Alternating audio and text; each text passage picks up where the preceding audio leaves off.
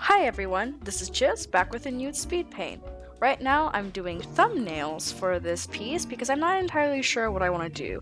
The process is pretty quick and very small, and when I'm done I actually send it to some of my friends asking what they think looks best for my character in question. Yumiko is my Naruto OC that I've had since I think I was 17, 18, so for a while now. It's nearly a decade with her. As you can see, I pulled up some references of what geisha looked like, according to Google.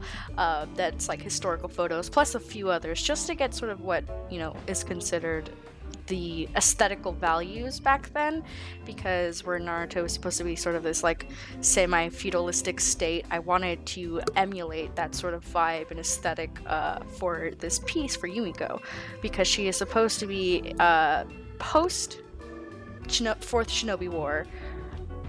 I wanted her to have this sort of kind of like delicate look to her, which is rare in her life, and I feel like she deserved it just this once.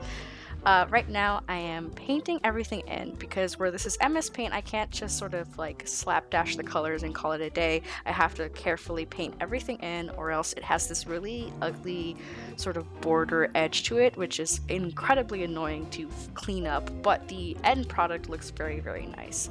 So it's a long process of just putting in the colors, cleaning up all my initial sketch, and then coloring in so that there's no like ugly little bits left over.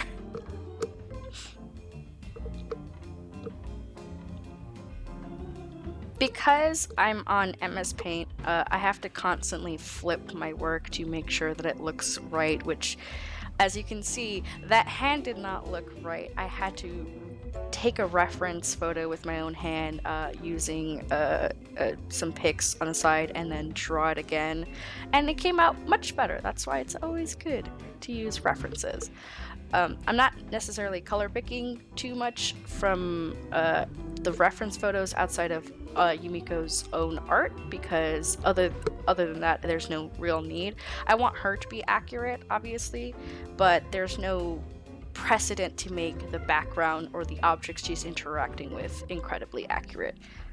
Especially since I'm not putting a filter over this. This is just like a quick painting. Like I said, I wanted the aesthetics, but I don't necessarily want like the old-timey sort of historical photographic filter on top of the painting, especially since it makes colors look a little bit weird, and I don't want that for her. She has Yumiko has a history of like people whitewashing her, and I don't want to give precedent to that.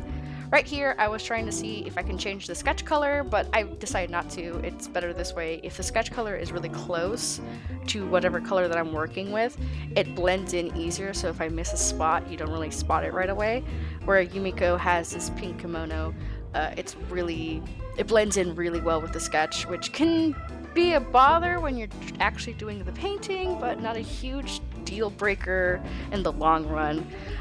Because there is no gradient feature on MS Paint, I have to carefully color select on her own gradient from her kimono 3 separate colors and then try to blend them in together, as you saw with that previous sleeve. I won't be doing that for the other sleeves just yet in this part of the painting, because right now I am trying to resize things, try to get the background look nice, trying to figure out how I'm going to frame her, and just cleaning up the excess sketches that I've left around while I do so without ruining and erasing everything else, because the as you can see, the technique of just like filling the color and then erasing it destroys anything that's touching that color, and that's great for quick cleanups, but if you're trying to preserve the sketch, it's pretty annoying. But as you can see, I'm pretty much done with the entirety of the sketch. I'm just adding the little details to her kimono now and her shoes, because that wasn't originally there. I didn't have space previously, I thought, but now I do. I'm back to cleaning up certain parts, and then now I'm shading in her basically her undercoat. As you can see, it was initially gray. I did that because when you shade in with white, it gives off this illusion that it's been painted on, instead of like sort of a base filled with. I don't normally do this often, except for things that it's like a white collars and white sleeves that just peek out a little bit, because it's a pretty annoying thing to do. Now I'm just sort of moving her around because I got rid of my refs. I don't need them anymore. Like I said, they were more of just like for the sketching phase and not for the actual drawing phase. The next step is to add the flowers and details that's going to go on her dress and the sakura trees. Because doing this takes a lot of work because I'm painting the flowers, I find it actually easier when I'm doing with MS Paint to actually draw it once, paint it with the painstaking detail, and then just copy and paste it throughout the piece. You'll see that at the end with the sakura flowers.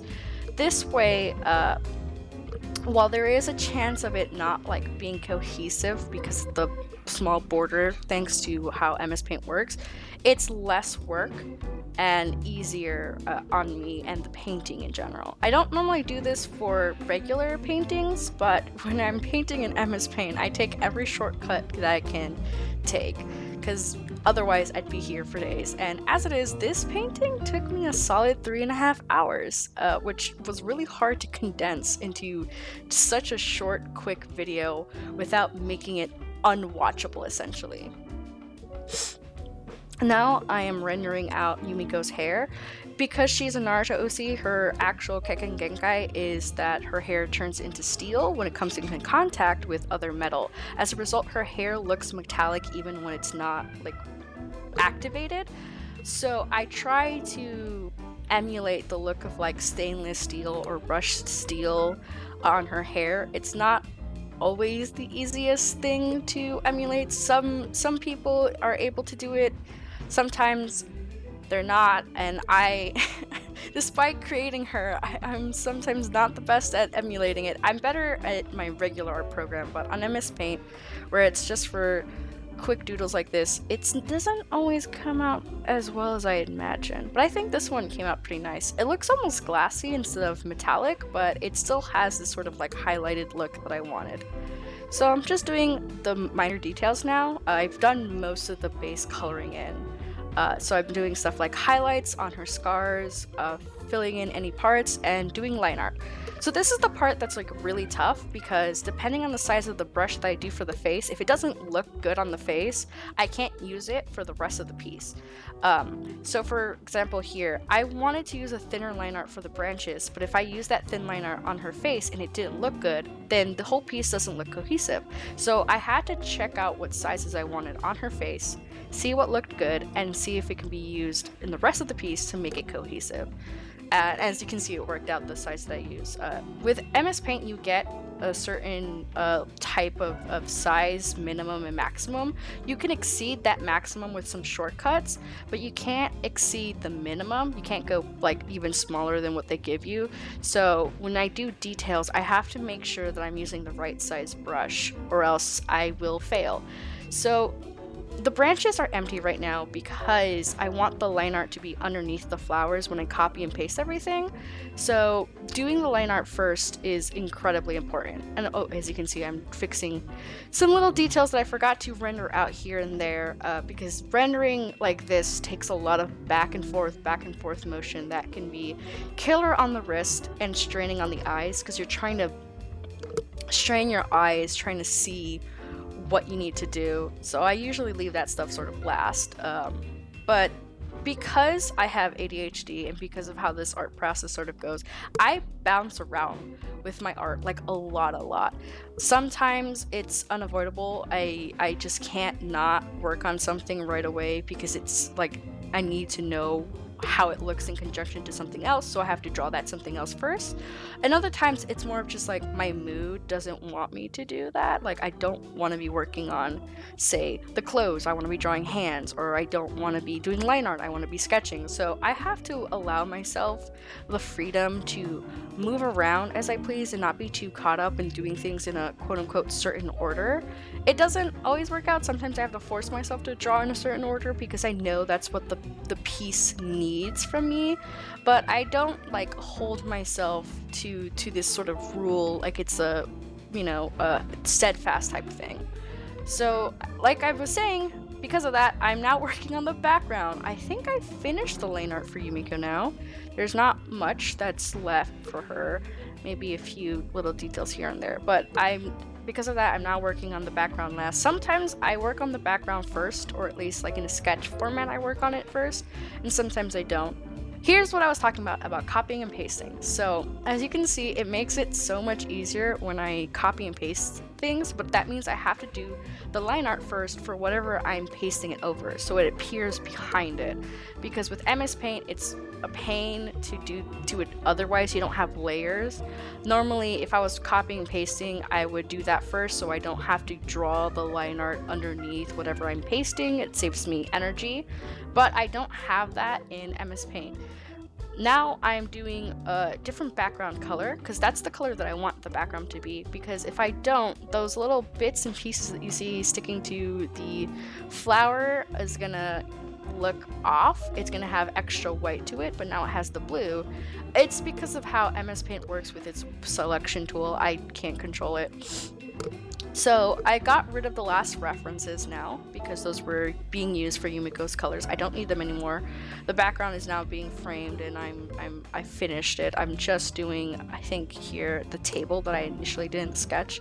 I think I would have actually honestly left it at that white box instead of rendering it, just because it kind of had like this nice framing device. It's almost abstract in a sense, but I added some shading, I added a vase. If I was gonna add this vase, if I had to redraw this again, I think I would add a second vase on the side to even and balance it out, because the whole painting had this very balanced look to it.